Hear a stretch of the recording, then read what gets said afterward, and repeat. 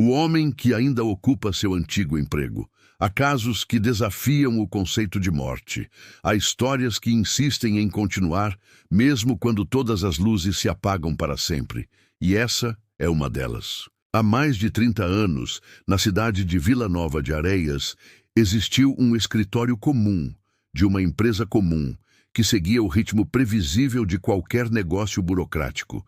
Registros, assinaturas, relatórios, o lento e contínuo desfiar das horas de trabalho. Dentro daquela rotina, havia um funcionário exemplar chamado Joaquim Alves de Moura. Joaquim era pontual. Chegava sempre cedo, tomava seu café, não conversava muito.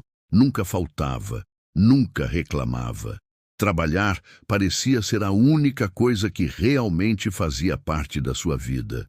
Ou, talvez, a única coisa que sustentasse sua existência. Mas em um dia de chuva implacável, tudo mudou. Joaquim sofreu um ataque cardíaco fulminante dentro da empresa, diante de algumas testemunhas. O socorro foi chamado, mas já era tarde. O coração de Joaquim parou antes mesmo que a ambulância chegasse. O escritório lamentou. A empresa se reuniu e o velório aconteceu 2 dias depois. Mas isso não foi o fim. Semanas após o enterro, alguns funcionários alegaram ter visto Joaquim sentado em sua mesa, trabalhando silenciosamente como sempre fez, digitando relatórios que ninguém solicitou, preenchendo papéis que já não tinham utilidade, como se nem a morte tivesse conseguido tirá-lo de sua rotina monótona e sufocante, e apesar de muitos acreditarem que fosse apenas fruto do luto ou das lembranças insistentes, logo perceberam que seu nome voltara a aparecer no registro de ponto, seu crachá marcado de manhã, exatamente como antes, sem erro, sem atraso, como se fosse impossível para ele não comparecer ao trabalho. E mesmo que tentassem ignorar, alguns funcionários começaram a ouvir o som das teclas sendo pressionadas em sua mesa vazia quando todos já haviam ido embora. E quando reuniram coragem para olhar, a cadeira balançava sozinha, como se alguém tivesse acabado de se levantar. O departamento de segurança foi chamado. Os guardas analisaram as câmeras, e foi aí que tudo piorou. As imagens mostravam claramente a cadeira se movendo, uma sombra sentando e levantando, e o crachá de Joaquim sendo passado no sensor, sozinho. Era como se mãos invisíveis continuassem realizando movimentos repetitivos, obedecendo a uma rotina que já não fazia sentido. Talvez não seja uma ameaça, disse um dos diretores, tentando racionalizar o impossível. É apenas um registro residual. Mas se fosse apenas isso, por que as luzes piscavam sempre que sua mesa era ocupada? Por que o andar inteiro ficava frio quando seus papéis começavam a mexer? Por que alguns funcionários juravam ouvir sua respiração atrás deles? Pesada, cansada, insistente. Eu estava organizando arquivos quando ouvi alguém pigarrear. Virei para trás achando que era o chefe, mas só havia o computador ligado na mesa do Joaquim. A cadeira girou e eu senti como se alguém tivesse passado por mim e tocado meu ombro. Ele aparece na câmera, não com nitidez, mas dá para ver o corpo sentado, a cabeça olhando para a tela. É como se o monitor iluminasse um rosto que não existe mais.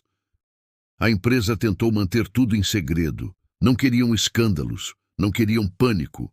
Continuaram registrando suas atividades como falhas técnicas, até que houve uma noite que ninguém conseguiu mais negar. O desaparecimento de uma funcionária. Seu nome, Ana Clara. Ela trabalhava exatamente ao lado de onde Joaquim ficava, quando estava vivo. Naquela noite, ela foi a última a sair. Havia atrasado um relatório, e sua câmera também captou o acontecimento. A cadeira de Joaquim se move. Ela olha para o lado, como se alguém dissesse seu nome. A polícia foi acionada. Procuraram por toda a cidade. Nenhum vestígio, nenhuma pista, nenhuma explicação. Até hoje, Ana Clara continua desaparecida. Relatórios posteriores mostraram que, a partir daquela noite, Joaquim começou a produzir mais. Todos os dias, novos documentos apareciam na impressora, relatórios com nomes de funcionários que passaram a ficar doentes. Funcionários que começaram a ver coisas, funcionários que começaram a conversar sozinhos, como se Joaquim estivesse convocando substitutos para sua solidão eterna. Alguns acreditam que ele não morreu de verdade, que parte dela ficou presa no escritório, que sua vida foi tão limitada ao trabalho, tão sufocada por papéis, que sua alma simplesmente não soube para onde ir. Então, permaneceu ali, cumprindo metas, alimentando rotinas, consumindo lentamente aqueles que ainda respiram. Outros dizem que Joaquim fez um pacto, que o trabalho nunca termina, que ele será promovido quando todos os outros estiverem mortos. Mas existe uma prova ainda mais perturbadora. No último ano, a empresa tentou encerrar seu registro, formalmente demiti-lo. O sistema não permitiu. Sempre que tentavam deletar seu nome, os computadores travavam, as luzes apagavam, as portas se trancavam. Erro 666 surgia na tela. E então, o computador de Joaquim ligou sozinho e imprimiu apenas uma frase: "Ainda estou aqui." Atualmente, o escritório é evitado por todos após o pôr do sol. Poucos têm coragem de trabalhar na mesma sala onde ele permanece, mas mesmo assim, todas as manhãs, o ponto registra a presença de Joaquim. O barulho das teclas ecoa, a cadeira balança, o computador acende e a pilha de relatórios continua crescendo. Ninguém tem coragem de olhar o conteúdo, ninguém quer ler seus nomes ali, porque todos sabem que, se Joaquim escrever sobre você, significa que você vai trabalhar para sempre, mesmo depois de morrer. Se você chegou até aqui, obrigado por nos acompanhar em mais uma narrativa proibida. Mas cuidado, amanhã é dia útil.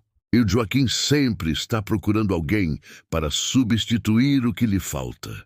Inscreva-se para novas crônicas de outro mundo. Nos encontramos no próximo relato, se estivermos vivos até lá.